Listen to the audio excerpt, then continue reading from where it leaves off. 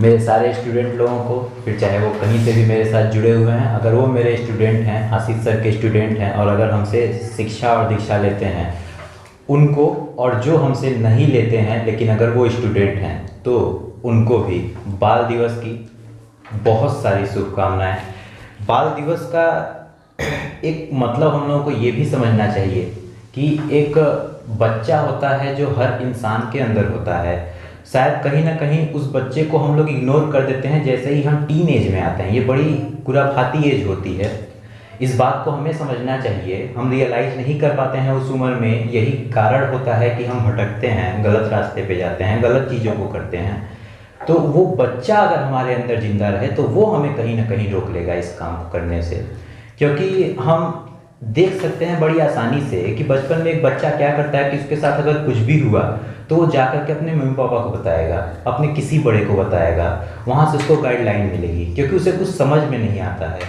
तो सबसे पहली चीज़ तो ये है कि हमें खुद डिसीजन बहुत ज़्यादा तगड़े नहीं लेने हैं। हमको एक मेंटर की ज़रूरत होती है। मेंटर क्या होता है? मेंटर वो होता है कि जो आपको हर कदम पे गाइड कर सके, सही तरीके से गाइड कर सके, ठीक है ना। तो बाल दिवस में एक टीचर का बहुत बड़ा रोल होता है, ठीक है। हम टीचर डे की बात नहीं कर रहे हैं, आज बाल दिवस है, लेकिन बाल दिवस में एक टीचर का बहुत बड़ा रोल है। टीचर इन द सेंस कि सिर्फ ये नहीं कि जो chemistry, physics, biology, Hindi, English पर नहीं।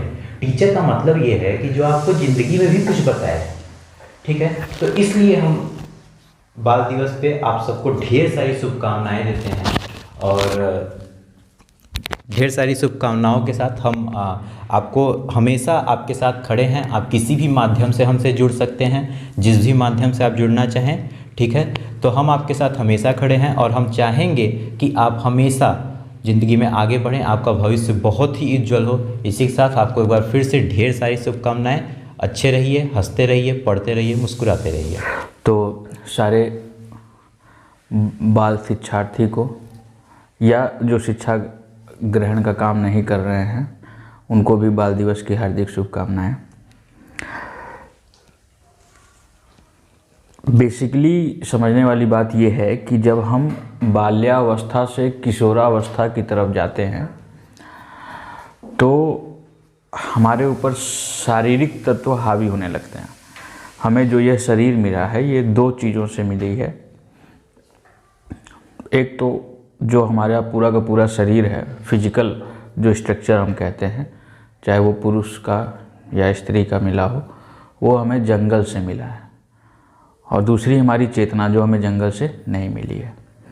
बाल्यावस्था तक हमारी चेतना और हमारा शरीर दोनों बराबर रूप से काम करते हैं, पर गलती सबसे ज़्यादा किशोरावस्था में होती है और युवावस्था तक। युवावस्था के बाद चांसेस कम होने लगते हैं। अगर गलत हो गया युवावस्था तक तो वो गलती ही करेगा ज़िंदगी भर, नहीं हुआ तो फिर वो नहीं करेगा।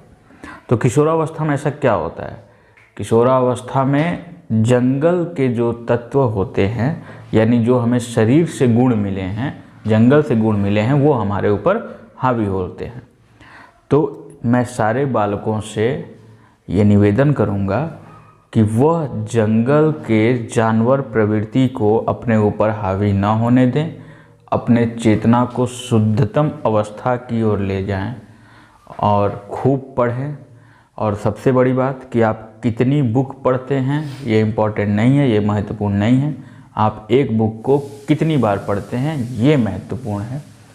तो आप लोग वेदों की तरफ जाओ, उपनिषदों की तरफ जाओ। अपने सब्जेक्ट के तो पढ़ो, वो ज़्यादा टफ नहीं होते हैं, तो उनसे टाइम मिले तो इन सब की तरफ ध्यान दो। फालतू चीज़ें, मोबाइल, टीवी, ये सब से थोड़ा सा दूर बनाए रखिए। और हम आपके उज्जवल भविष्य, शांतिमय भविष्य की कामना करते हैं। धन्यवाद। सभी को बाल दिवस की हार्दिक शुभकामनाएं।